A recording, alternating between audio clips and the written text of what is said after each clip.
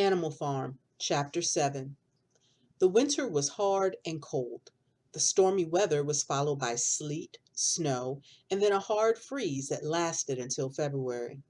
The animals did the best they could because they knew the world was watching them and would be happy if they did not get the windmill done on time.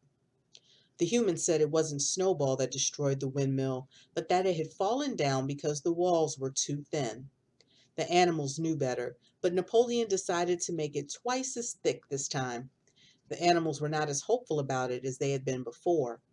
Squealer would talk about how wonderful it was to be a hard worker, but the animals were more inspired by Boxer saying, "I will work harder." In January, the farm almost ran out of food. They tried to replace corn with potatoes, but realized that the potatoes hadn't been stored properly and had spoiled.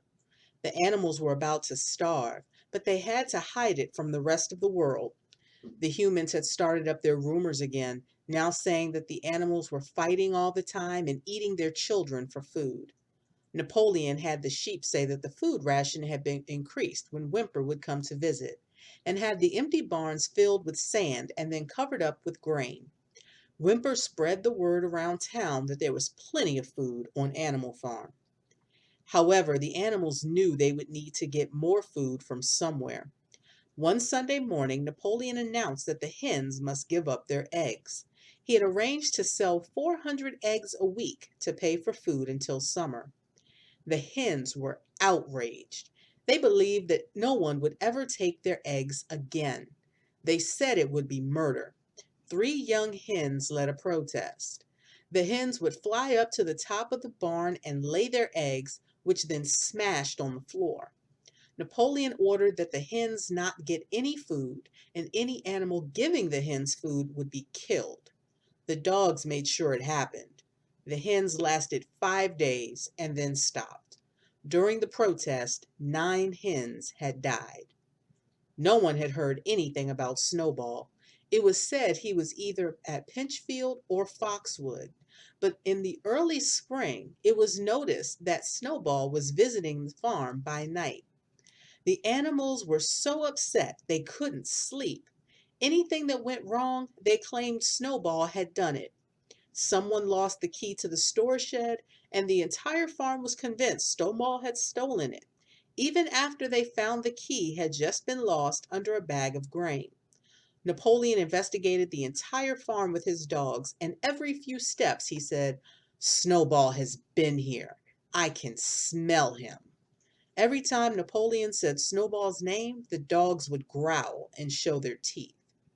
That evening, Squealer told the animals he had serious news. "Snowball has sold himself to Frederick of Pinchfield, who is planning to attack us and take our farm away. Snowball is supposed to be his guide for the attack.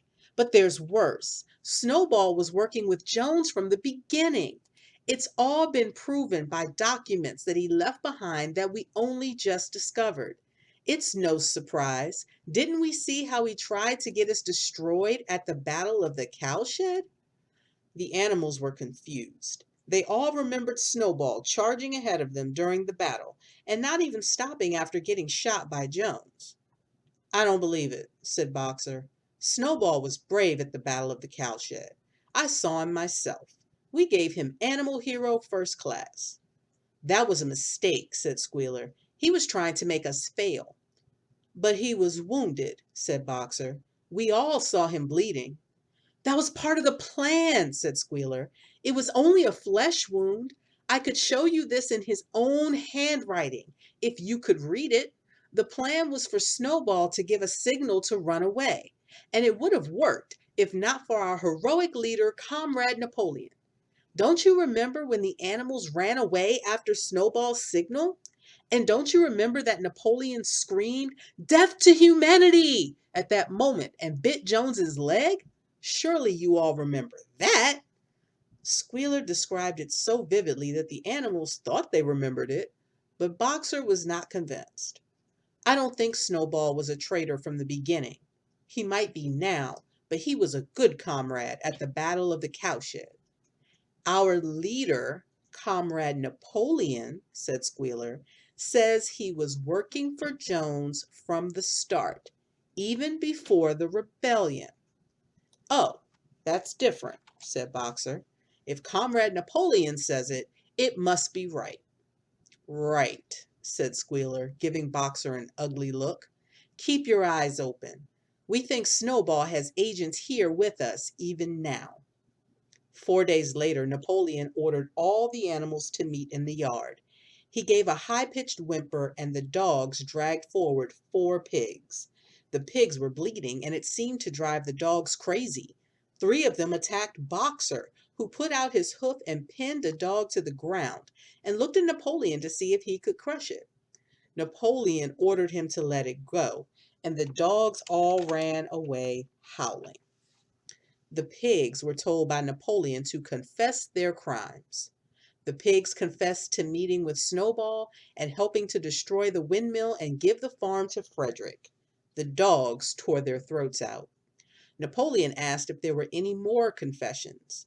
The 3 hens who had led the rebellion came forward and declared Snowball had told them to rebel in a dream. They were killed. Then a goose said she had stolen an ear of corn. Then a sheep said he had peed in the drinking water. All of those who confessed said Snowball had made them do it. They were all killed. The air smelled of blood. When it was over, all the animals walked away. Boxer said, I never thought this would happen. It must be because I'm not working hard enough.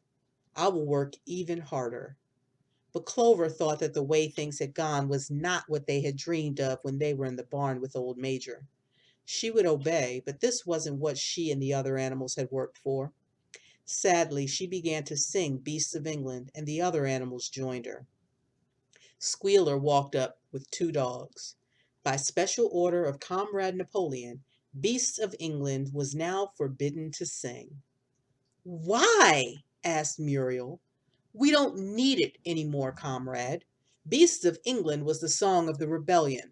We sang it to express our desire for a better society, but we now have that society. There is no reason to sing it any more, said Squealer. The animals would have protested, but the sheep started their usual 4 legs good, 2 legs bad for several minutes, and no one could say anything. A poet pig, Minimus, made up another song, but it was never as good as Beasts of England.